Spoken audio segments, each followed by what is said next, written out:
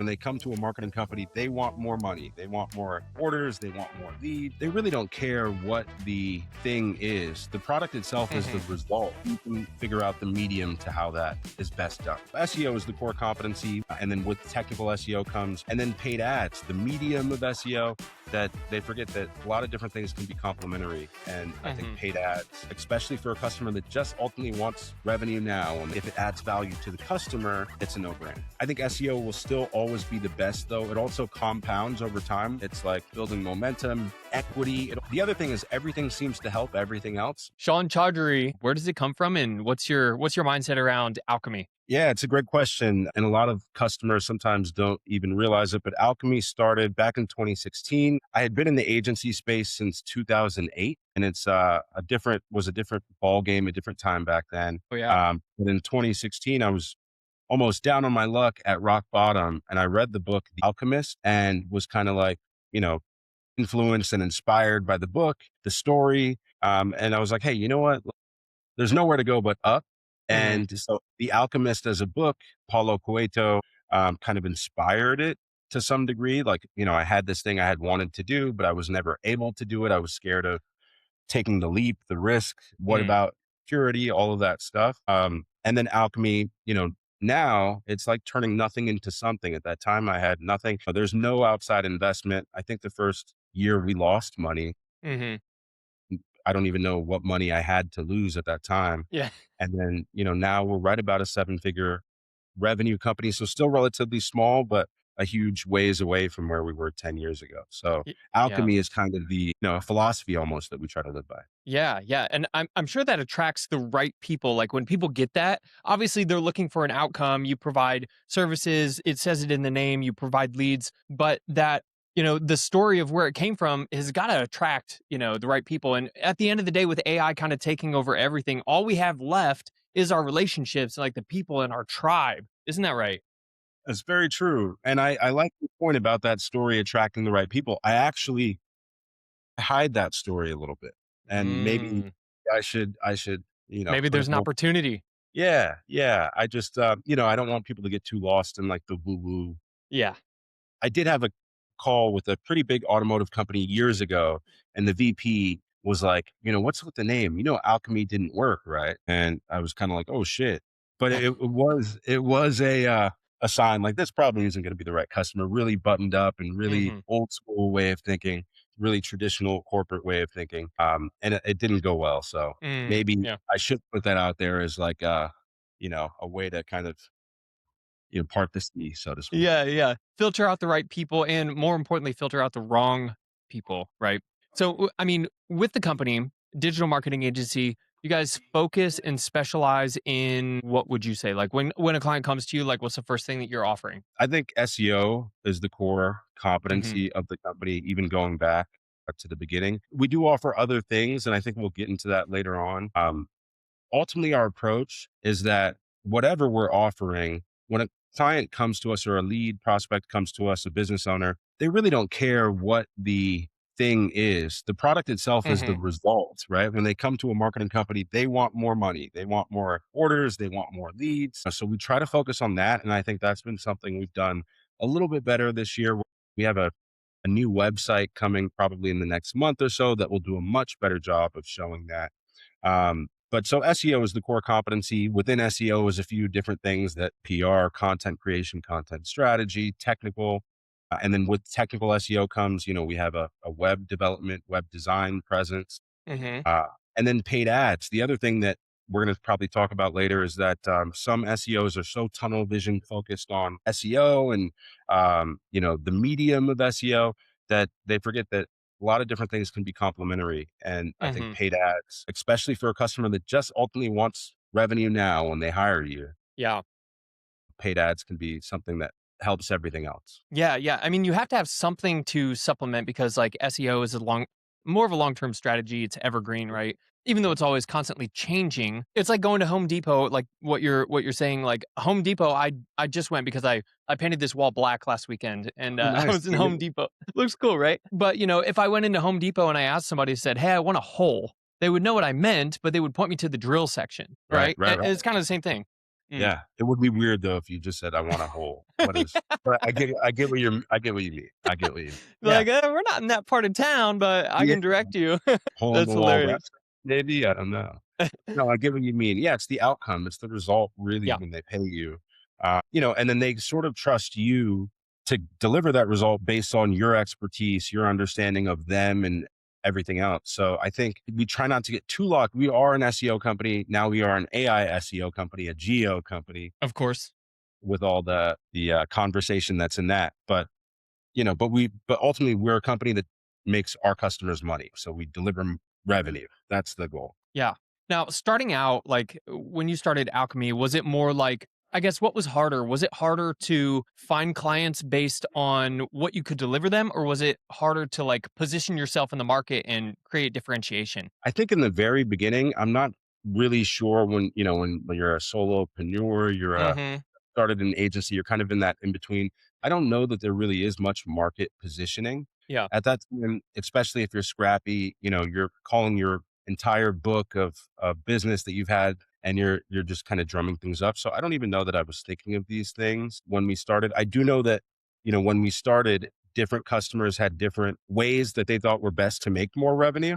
Mm-hmm. So we did have some of our first customers were Google Ads Mm, clients, and I wasn't at that time going to say, "Hey, no, you should do SEO." mm, So even at that time, I think in the beginning, and I think just historically in my whole time as an agency, I understand that the customer comes to you to make them money mm-hmm. and you can figure out the medium to how that is best done. Yeah, you're right. I mean, it's really hard at the beginning because you're just trying to get whatever business you can to keep the roof over your own head. And- Yeah.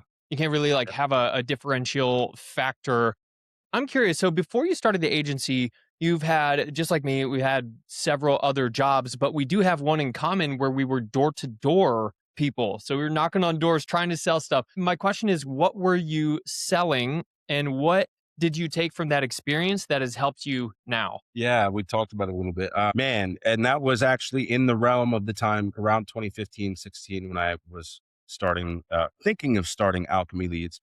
I had been in the agency space my entire career to that point, which was about 2008, 2016. And at that point was just like, hey, maybe I want to try something different. Maybe I want to get into real estate, get into something else. And for a short time, for like a couple months, I did door to door solar Yeah. in LA and I was good at it, but it was crazy. It was a tough gig. And, pretty quickly I would get a couple leads a day and I was outperforming the other, junior door to door salespeople. But yeah, I was so lucky that I read that book, The Alchemist. And I was like, dude, agency is like where you have been. It's what you know the best. Like just start your own, I was scared of taking the jump but door to door sales is a monster, very tough, but it Hmm. trains you, it teaches you some really valuable stuff. And I was telling you that I still to this day will have people door to door sales, people knock on my door. And even if I'm politely declining the offer, I'll let them know, like, hey, you're going to be fucking great Yeah. at down the road. Like, this is good. So yeah, I appreciate that. And I think it gave me I don't necessarily have a fear of rejection. Yeah. You know, it definitely stinks also. Sometimes you have to be a little bit annoying. They might have a no loitering sign. You might still have to push that button and Hmm. loiter a little bit, or whatever. No No trespassing. soliciting.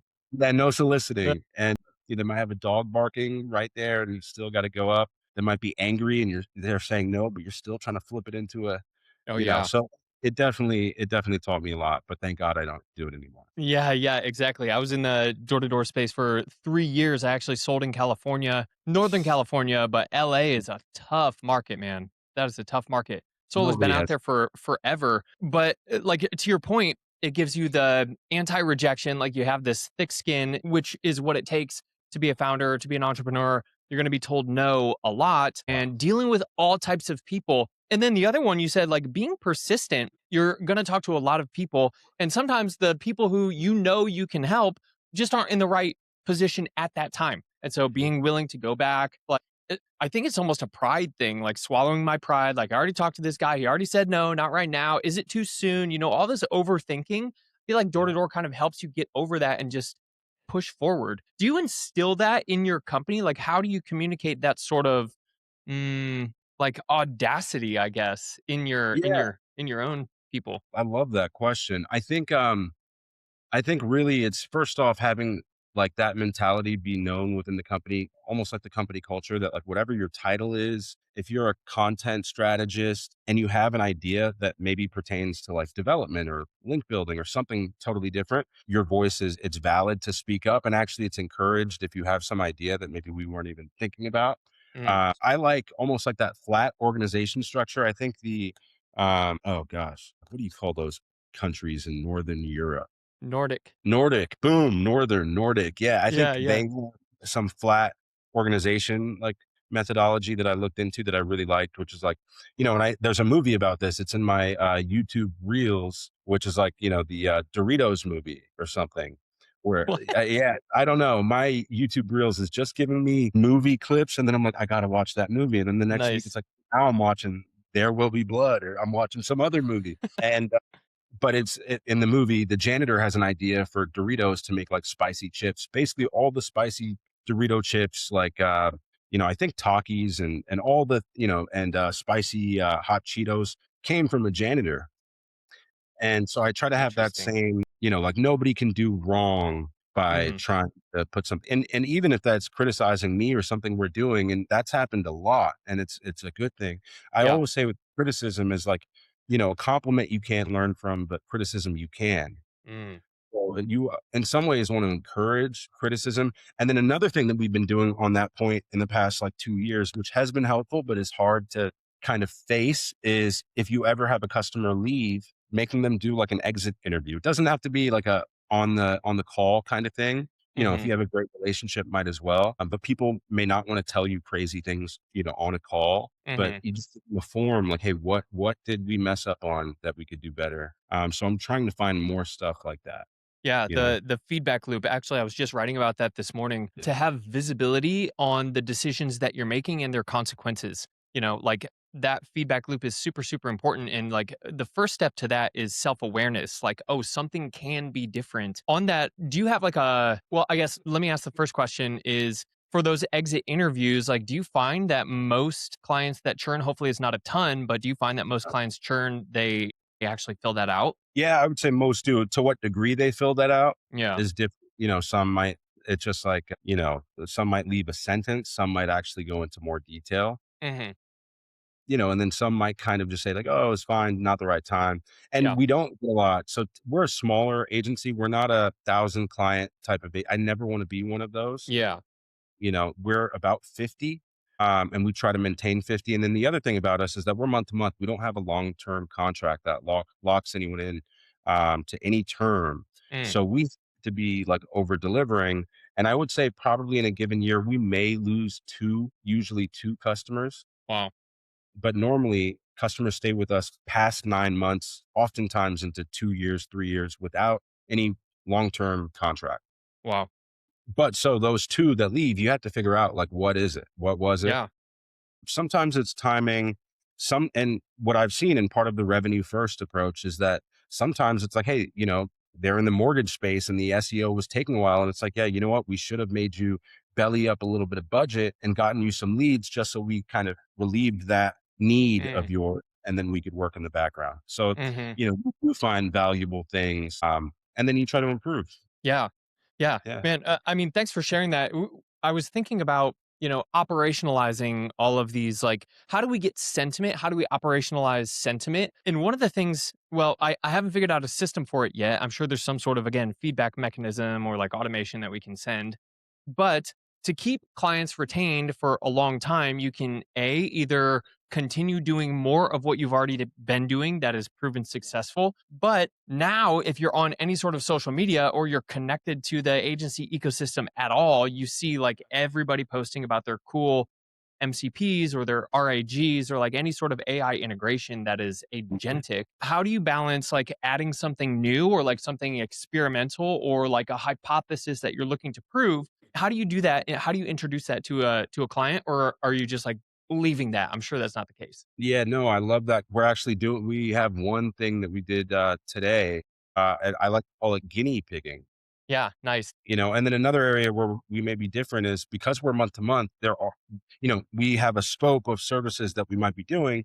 But Mhm, if we can identify like, hey, this other thing will really help them out, hey, yeah, we're an SEO company, but this company would benefit from email marketing if we could just set up like instantly into Clay automations and have it build a system. We'll do that stuff mm, because stuff like that adds the value and then in some ways makes you even more sticky where it's like, mhm, okay, if I drop this company, I'm not just losing like an SEO tech, I'm losing developers, I'm losing automations, I'm losing basically a CMO.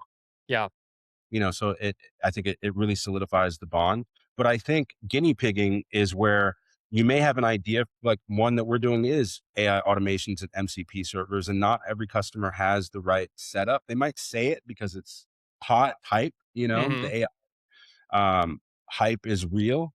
And so not every customer is a good fit. But when you can identify a customer that is a good fit and has like an actual identifiable problem that something can solve, mhm, you plug it in and, a lot of times we won't charge for it. We'll plug it in the mm, first time, um, make sure it works, see what there are always things that happen along the way that are like road bumps that you're like, oh, I didn't expect for that to happen. And then after that, after a couple of those, you can kind of standardize it and tailor it to its own product, productize the service. mhm, One example of that actually recently, and it's really taken off in the past year, is we had a customer, an event client, corporate event catering and production catering, a pretty cool company, and they use a CRM called Triple Seat, which is like an event booking CRM. And, they wanted to use HubSpot. We like HubSpot. mhm, We advise HubSpot when people ask about it. Some people complain that it's expensive, but I think it's definitely worth it. mhm, And they were just like, hey, if, we've been using this for 15 years. If we use this, we lose all of this. How do we mm, connect the two? And there's no out of the box integration, but we have really awesome developers. And we just said, let's figure it out. We did some research and it can be done actually not very difficult, very, pretty mm, easily. And so we went ahead and did it. We did the integration. It syncs both ways. We mapped all the data. There's kind of nice. an Amazon webhook in between as the middleman.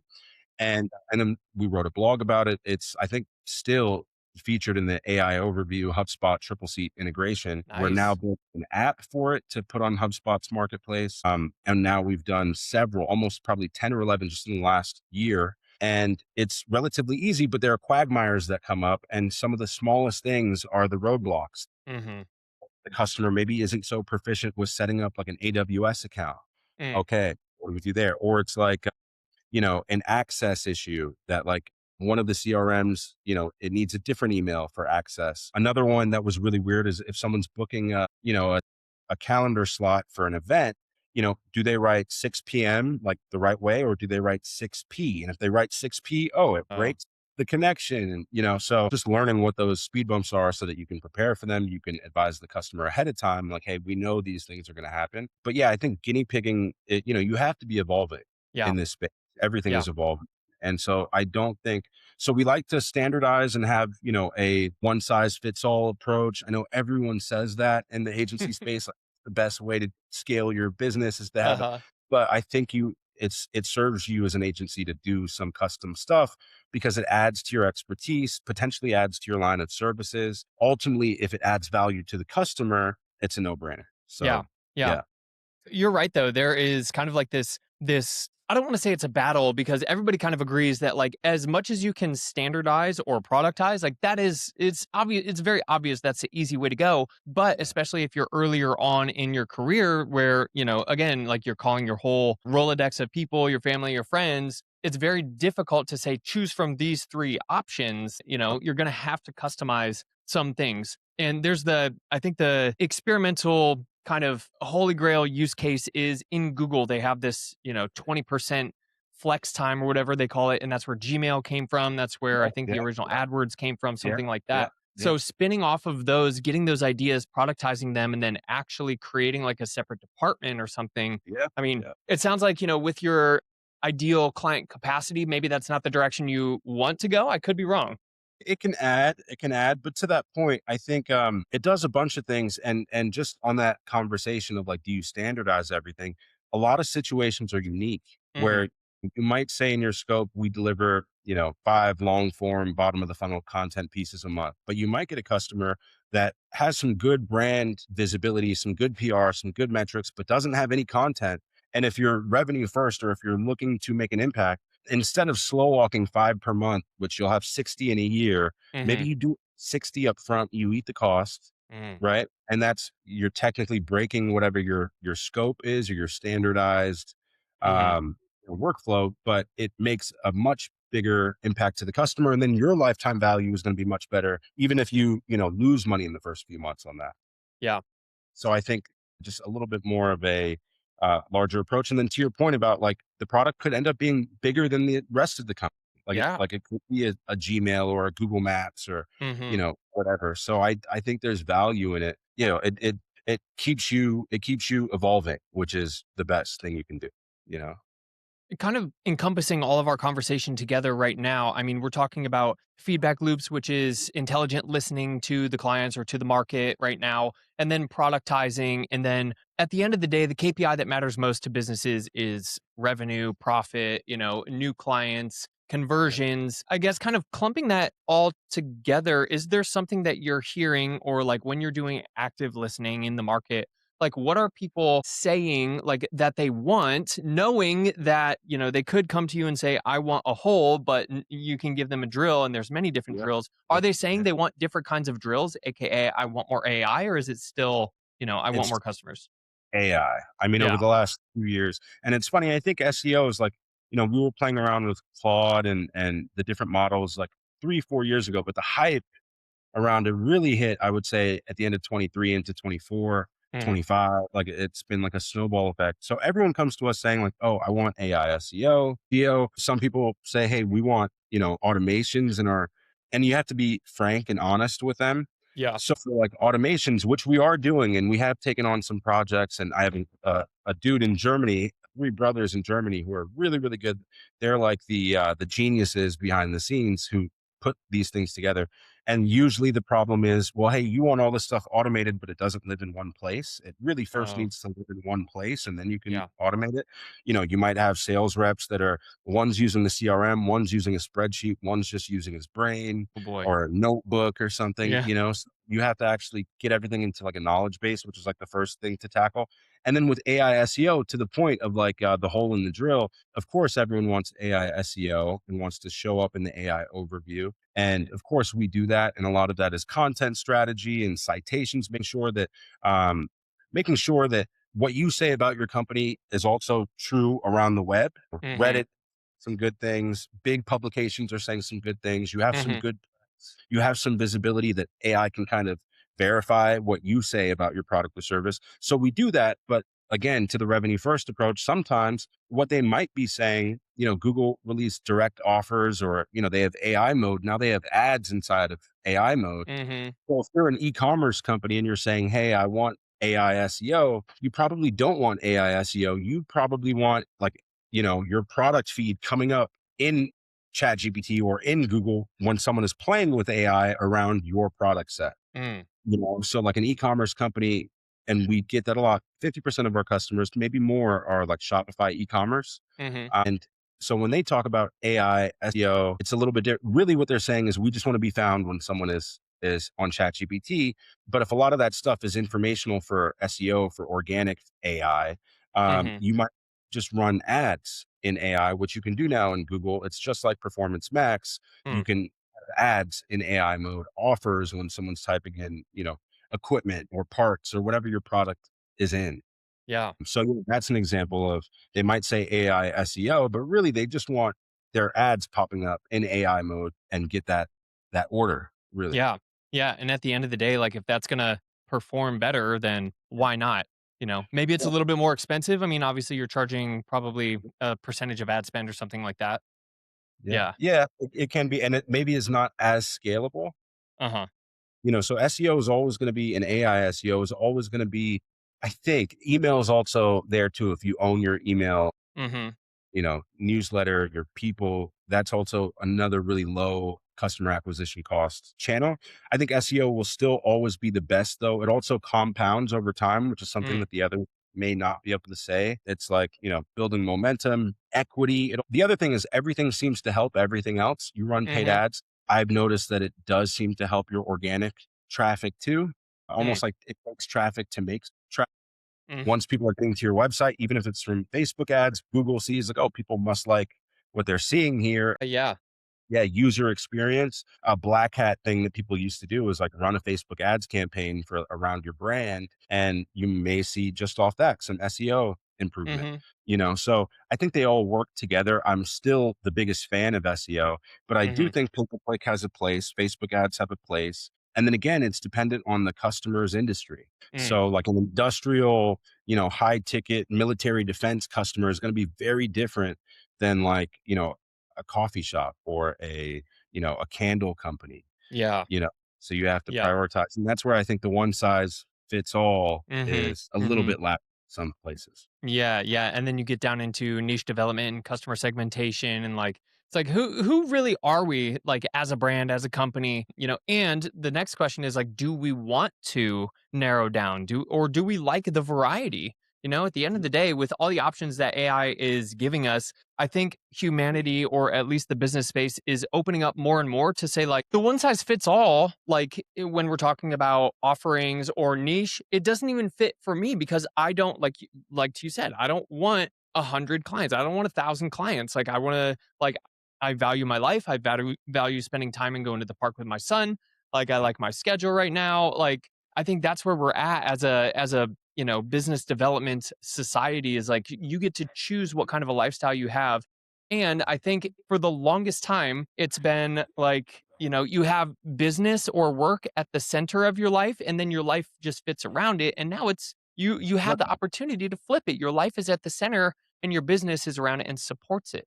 And it seems Yeah. like you've gotten that pretty well nailed. Yeah. And I think that's a huge piece of like why we do anything. And then it's just, American culture, like we hustle really hard. Yeah. I remember talking to someone and it's like in other places you work to live life, but in America sometimes it feels like you're living to work. And I'm a big Kobe Bryant guy, so I do believe in like Mamba work as hard as you possibly can, like even when Hmm. it's maybe too much. And there are going to be times in your life where you definitely need it, and then there are going to be times in your life where like that's paid off and you can set some clear boundaries. But ultimately, to the point of marketing, with what you just said, I do think different experimenting with different channels helps you. Hmm. Also, there's diversification process when you have some visibility across paid, social, across SEO. I even sometimes joke with customers like, "Hey, dude, if you want to start doing TV ads, go for it." Mm. Just because that's it's getting cheaper and it's just another medium. And they all help each other. Anyone who sees your ad and maybe forgot the number, the Hmm. website, and they Google you, that's going to help your branded traffic. Yeah. Maybe run, radio ads. You're getting we're starting to get squirrely. Even like billboards, it's like, dude, if you get, the Vegas Sphere, it costs $1 million, but like the press run you can maybe do off that is Oh, pretty cool. yeah.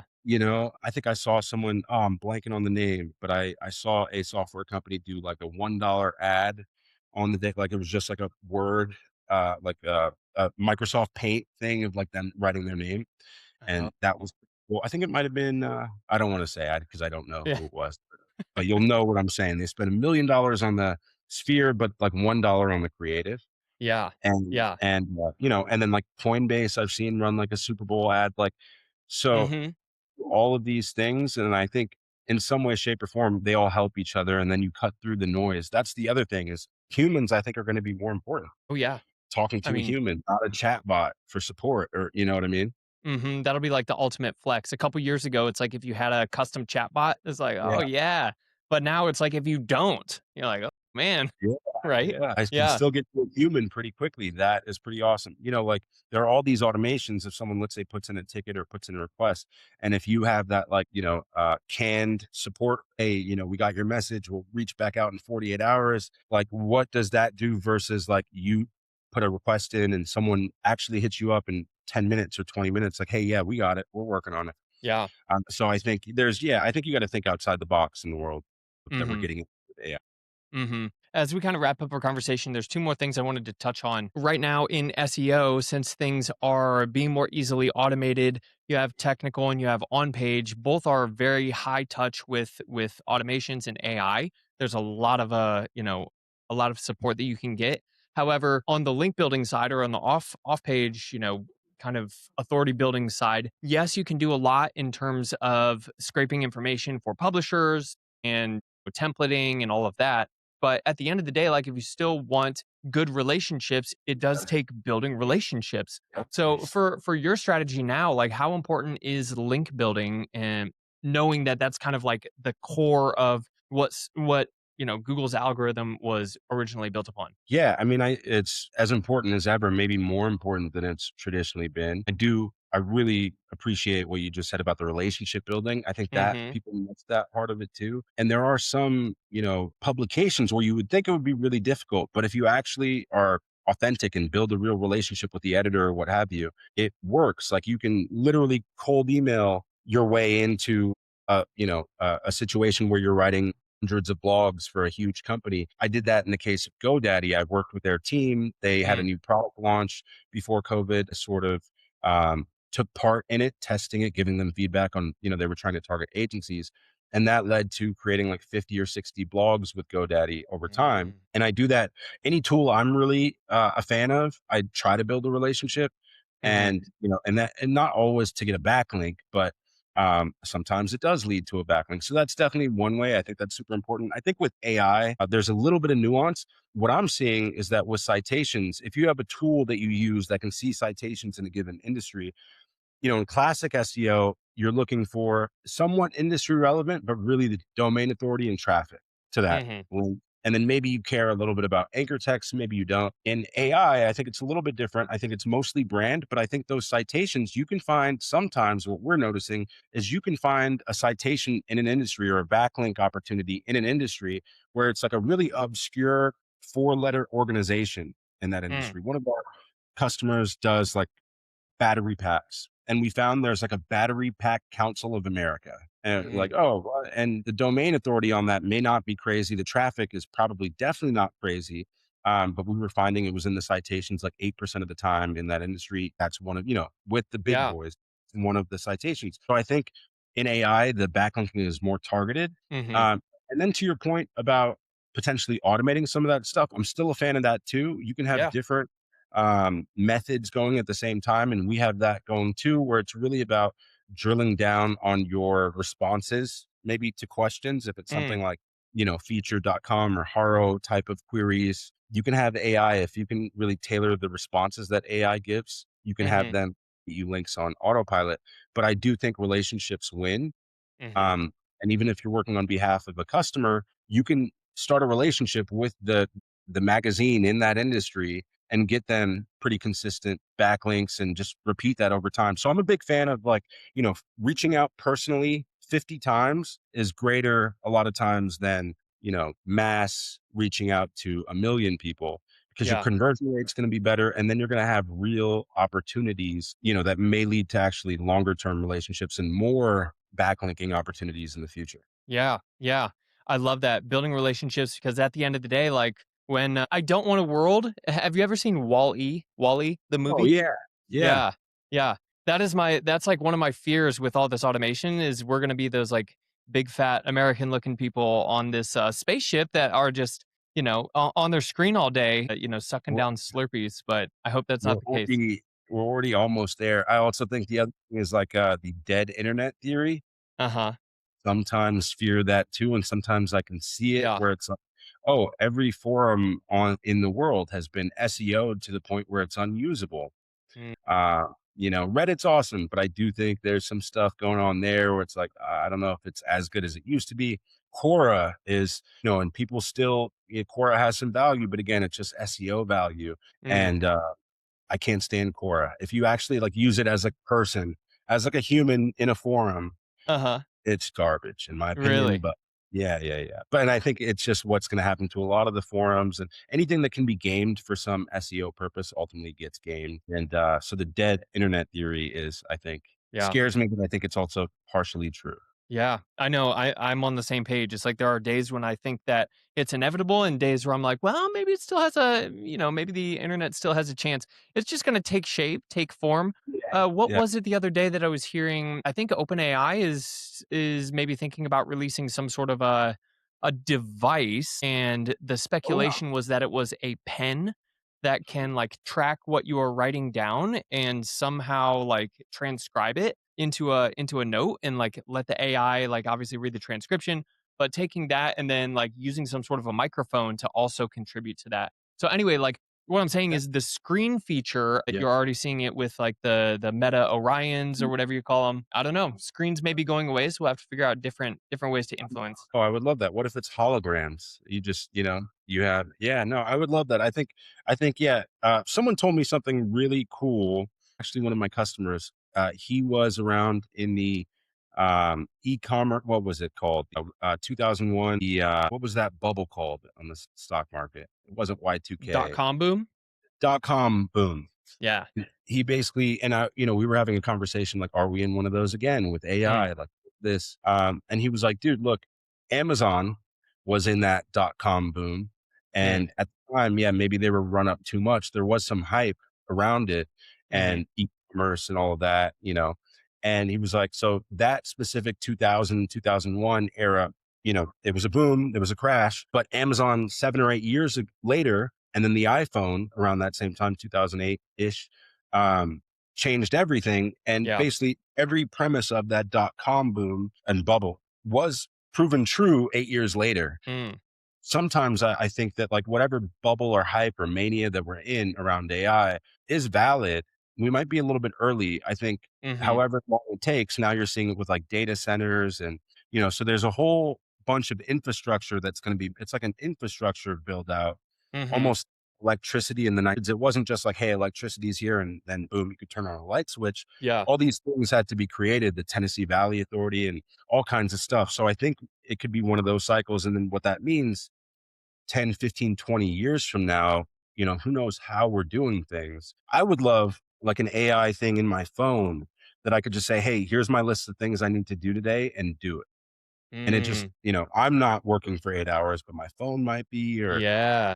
it might be. I would love that. And, and then, yeah, if it's Meta Ray-Ban glasses or if it's a pen, yeah, I'm open to everything. I do think it's, so you have to embrace change, I think Yeah. is the key. You can't Yeah. be stuck to the old ways. Yeah. And I believe we're not that far away from having something in your phone that just, works pretty much autonomously. Yeah. Yeah. It's With the crazy. MCP servers and stuff, I Yeah. think we're close. Claude Yeah. Code, MCP servers. Yeah, I mean, that's a whole nother can of worms that we could go down.